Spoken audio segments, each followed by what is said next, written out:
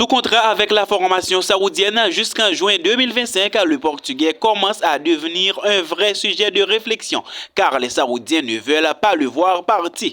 Il a été la première superstar du football mondial à tenter le pari de l'Arabie Saoudite. Poussé vers la sortie par Manchester United, Cristiano Ronaldo a rebondi du côté d'Al Nasser durant l'hiver 2023. Âgé de 37 ans à l'époque, le Portugais s'offrait le plus gros contrat de sa longue carrière.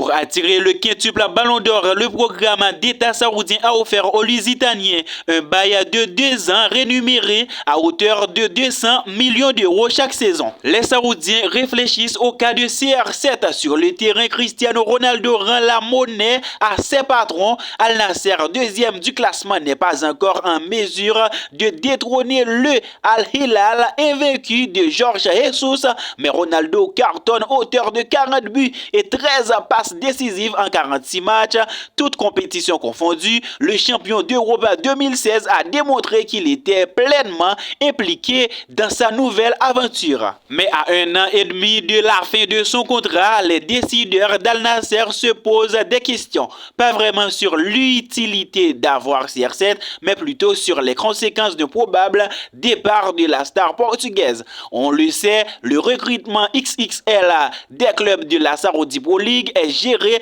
en grande partie par l'État et l'Arabie Saoudite qui va prochainement accueillir de grands événements internationaux comme la Coupe d'Asie 2027 et la Coupe du Monde 2034 a besoin de têtes de gondole. Vous l'aurez compris, si Cristiano Ronaldo plie bagage après le 30 juin 2025, le coup sera rude. Gol Arabia ajoute d'ailleurs qu'Al Nasser redoute d'énormes pertes financières en cas de départ du Lusitanien.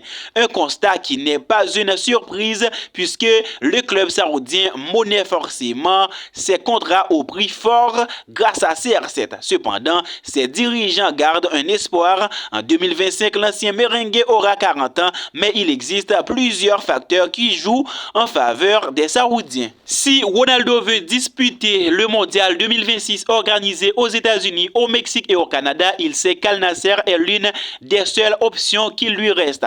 Le joueur a lui-même exclu un retour au Sporting Portugal et aucun grand club européen ne veut de lui. Enfin, s'il décide quand même de ne pas prolonger, Ronaldo aurait fait part de sa volonté d'investir dans des parts du club. À l'instar de ce qu'ont fait David Beckham à Miami ou le Brésilien Ronaldo à Valladolid, CR7 resterait donc une tête d'affiche mais en tribune.